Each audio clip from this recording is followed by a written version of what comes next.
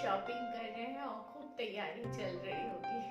मेरी भी बहुत ही साफ सफाई चल रही है घर की, और उसी में से मैं आज आपसे शेयर करने वाली हूँ कि मैंने फ्रिज को कैसे साफ किया और फिर उसे किस तरह से ऑर्गेनाइज किया। मेरा फ्रिज बहुत ही पुराना है, करीब 20 साल पुराना है, और उसे मैंने किस तरह से मेंटेन किया हुआ है और किस तरह से मैंने उसे ऑर्गेनाइज रखा। तो चलिए देखते हैं मैंने किस तरह से ऑर्गेनाइज किया है अपने फ्रिज को। ये LG का डबल डोर फ्रिज है। इसे मैंने पूरी तरह से खाली कर लिया है और ये करीब 20 साल पुराना फ्रिज है। फ्रिज के सारे सामानों को मैं डाइनिंग टेबल पे स्टोर की हूँ। इन सारे सामानों को पहले मैं चेक करूँगी कौन सा एक्सपायर हो गया है और कौन सा जल्दी एक्सपायर होने वाला है। सबको अलग सेग्रीगेट करके फिर मैं ऑर्गेनाइज़ करूँगी। क्लीनिंग के लिए मैंने लूकवार्म वाटर लिया है और 2 नैपकिन्स एंड टूथब्रश लिया है एंड कॉलिन भी लिया है फॉर फ्रंट डोर को क्लीन करने के लिए। इस फ्रिज में मैं नॉनवेज की कोई भी आइटम स्टोर नहीं करती हूँ, इसलिए ये फ्रिज ज़्यादा गंदा नहीं होता है और स्मेली भी नहीं होता है। इसलिए मैं इसमें सिर्फ लूकवार्म वाटर से ही इसे क्लीन करूँगी।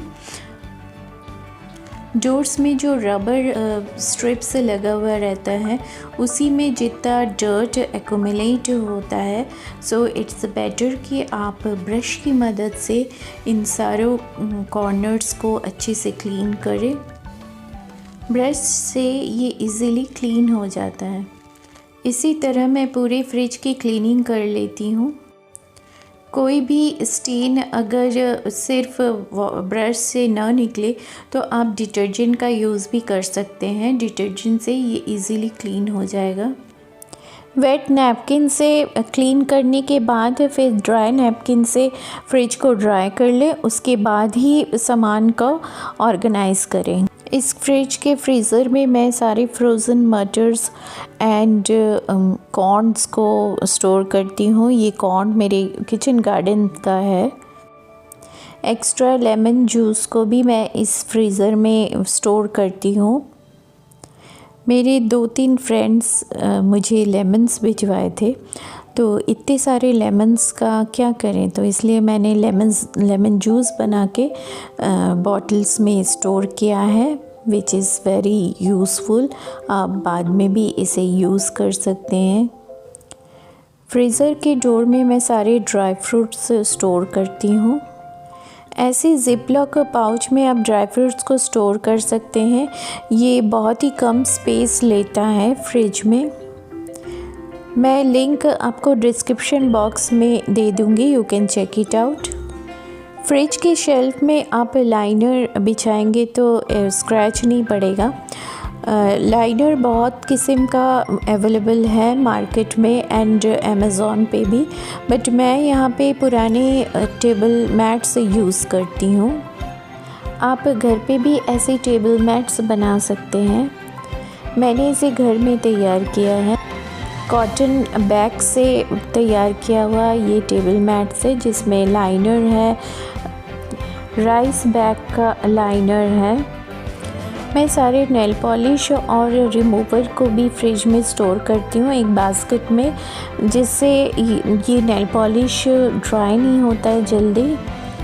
एक एक करके मैं सारे सामान को ऑर्गेनाइज़ कर रही हूँ फ्रिज में।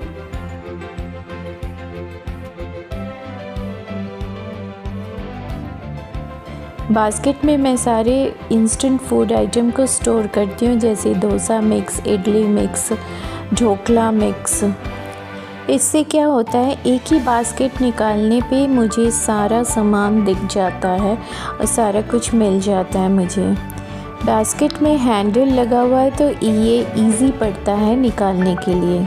उसी तरह इस बास्केट में एक्स्ट्रा बेसन और सूजी, मैदा, ये सब मैं स्टोर करके रखती हूँ। कुछ बूंदी भी है।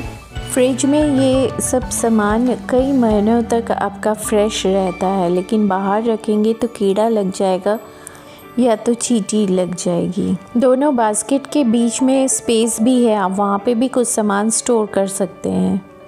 उसी तरह इस बास्केट में मैं सारे खड़े मसाले रखती हूँ, जैसे काला जीरा, पाँचफोरन, धनिया पाउडर, मेथी, जितने भी एक्स्ट्रा मसाले रहते हैं वो सारे मैं फ्रिज में स्टोर करती हूँ। इस बास्केट में मैं पोस्तो स्टोर करती हूँ। As you all know Bengali love posto, और मैं पीला सरसों भी इसी बास्केट में स्टोर करती हूँ। एक बास्केट निकालने पे ही आपको सारा सामान दिख जाएगा, और इसीलिए मैंने 4 बास्केट रखा है सेग्रीगेट करके हर आइटम्स को। डोर के शेल्फ में भी मैंने लाइनर बिछाया है। ये कॉटन बैग्स को कट करके मैंने इसमें बिछाया है, जिससे कि कोई स्टेन ना लग जाए शेल्फ पे। सारे मसालों को यहाँ स्टोर करती हूँ, जैसे सांभर पाउडर, कस्टर्ड पाउडर, मिर्ची पाउडर। मैं बेसन, राइस पाउडर और मैदा सबको फ्रिज में स्टोर करती हूँ, जिससे कि ये बहुत दिन तक फ्रेश रहता है। ये है फाइनल लुक मेरी फ्रीज़र का और फ्रिज का। बास्केट का लिंक मैं डिस्क्रिप्शन बॉक्स में दे दूँगी, you can check it out, it is available in Amazon. Vegetable basket में आप कोई पुराना टॉवल या नैपकिन को स्प्रेड करने के बाद उस पर वेजिटेबल्स को रखेंगे तो मॉइस्चर सोक कर लेगा नैपकिन, और आपका वेजिटेबल्स सॉगी नहीं होगा। फ्रिज के आउटर डोर को मैं कॉलिन से क्लीन कर लेती हूँ। हैंडल के पास ही ज़्यादा डर्ट एक्यूमुलेट होता है और ज़्यादा स्टेन लगा हुआ रहता है। Now it's time to decorate.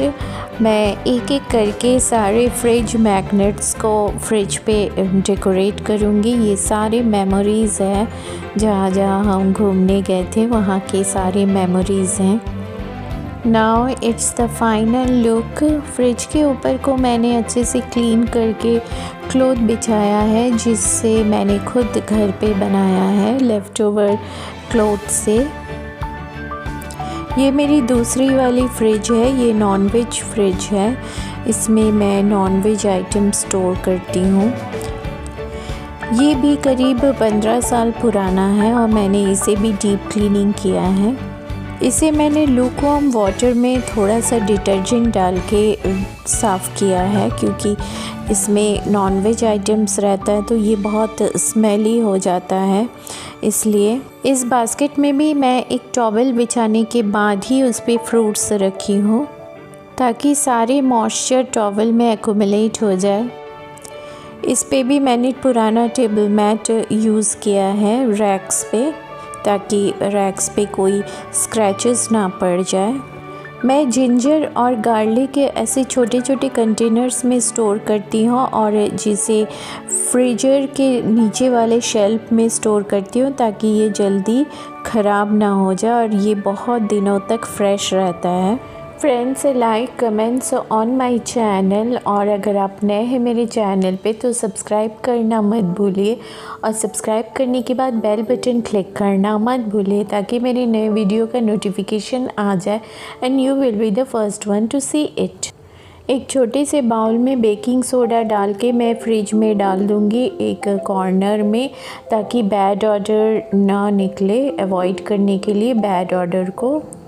इसी तरह विनेगर को भी बाउल में डाल के फ्रिज में रख सकते हैं, या लेमन स्लाइस करके भी फ्रिज में रख सकते हैं। इससे भी बैड ऑर्डर नहीं निकलता।